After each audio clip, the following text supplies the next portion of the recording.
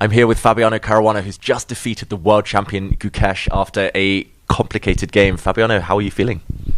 Yeah, the win is great, of course. It's, especially in a game like that where anything could have happened. I could have definitely lost if things hadn't gone my way.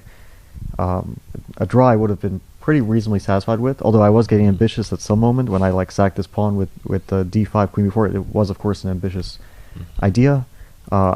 I wasn't sure. I mean, I thought maybe I could play safer, but sometimes it feels like you should also take control of your own destiny. You play a bit safer, and then you end up being a bit passive. And it did look very promising when I went for it. But yeah, it was an enormously complicated game. And the thing is, time trouble is eternal. Once you get there, you're down to your 30-second increment for the rest of the game. Yeah, I mean, you mentioned to me when you came in that you were trying to calm down. The adrenaline was still pumping. We had heart rate monitors on the players. I don't know if you were aware, but yours was significantly higher than Gukesh. He was around 60, 70 the whole time. He was at 70? Around 70 for most of the game, even in the time scramble, which to me was crazy. That's quite impressive. I mean, I guess I would be upwards of 140 at some point. I'm not sure if you ever reached that high, but yeah, Okay. around 120 for the more complicated stages of the I game. think 120 is all right. I mean, Yeah. I was getting to 170 against Lev last year when we were playing the Blitz. So. No, I do get nervous, of course. I think he also gets nervous. I mean, you can tell that he's very intense. Maybe, I don't know the scientific reason behind it, but I guess his heart rate doesn't elevate as much. Also, Magnus doesn't. Yeah. But definitely you can. Of course, we were both quite nervous. And this start position that we see in front of us, it has some peculiarities to it. It has kind of some weak pawns, and we saw 3 of the games actually from this round kind of replicate each other quite deep into the opening. Was that on your mind at all? Did you want to go your own way as early as possible? Well, I wasn't looking at the other games, and I think when I played this Queen G8, it was before Hikaru played it. But I also am pretty sure that he didn't see my game because after he played his move, he got up and then he went to look at my board and he seemed surprised or amused or something like that. So I don't think we were checking the other games. You don't want to mislead yourself as well. You mostly should think on your own and not rely on any, even if it's not really outside influence. It's in the playing hall, but still, you don't want to get distracted by all that stuff. But the thing is, the starting position is so forcing. At least White's first move, f4, forces Black to defend the pawn or to counter that, like Noterbeck did with f5. But anyway, Black should decide. You play knight b6 or b6. And we kind of, I think, quickly realized that b6 is just bad because the a6 square gets very weak. E-pawn moves, bishop b2, bishop a6, and you're in a world of pain. So then the only question was, do you play f5? Do you allow bishop a7 like Noterbeck did? Vincent was a bit concerned about that, and I'm glad that he voiced his concerns because looking how the game Magnus and Noterbeck went, it didn't look too good for Black. And that it's true that once you have obstacle bishops, potentially weak king, which is stuck on the queen side, it can no longer castle, could be an issue. Well, White has the extra tempo that counts for something with the initiative. So that's why a lot of us played knight b6, and then you saw a lot of games go into this territory, which was very natural from both sides. Yeah.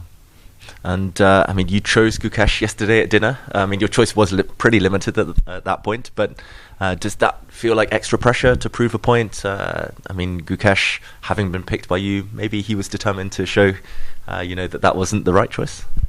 Well, the thing is, I have to pick someone. I could say I could flip a coin, right? But they're both super strong players. Okay, maybe Gukesh is around 2790.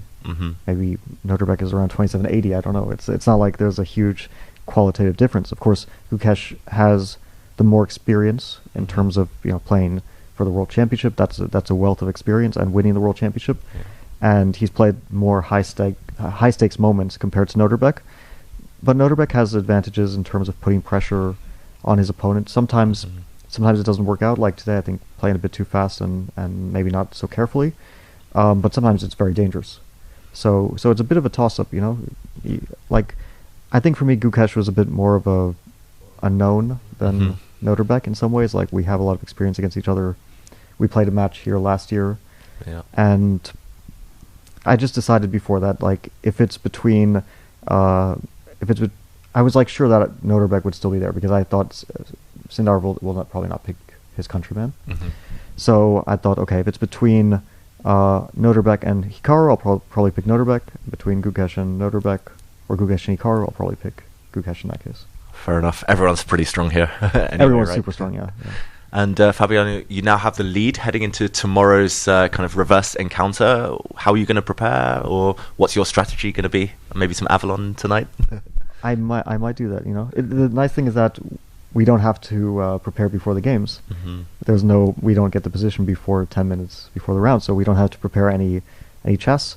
Another bizarre coincidence happened today. I was playing Miguel, my second, in Blitz, just some casual freestyle games, and so we got some randomly generated position, and then it looked really familiar, and then I was like, oh, this is the position from the first round of freestyle last year, the very first round in the round robin stage. It looked so familiar. I was like, yeah, some of the patterns, and then I wasn't sure, but it looked so much like it. I checked and it was the exact same position. Wow. So we keep sometimes getting positions that we kind of recognize every once in a while. But yeah, tonight, just chill and hope that I play well tomorrow. Yeah, for those who don't know, you actually accidentally predicted one of the positions that would happen yesterday, right? Against Faruja? Oh, yeah, the day before. Or the day before. I think it was the fourth round. I didn't predict it, just again, randomly generated by the computer, played a rapid game, I think 10 plus 10. Then we're analyzing the position before, 2 minutes into analysis. I tell the guys, this looks really familiar.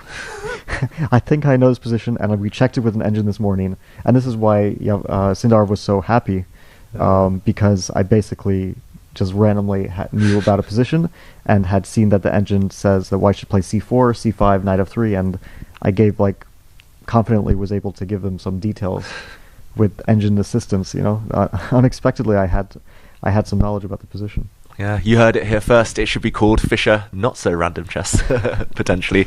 But Fabiano, congratulations today, and thanks for joining us. Best of luck tomorrow. Thank you very much.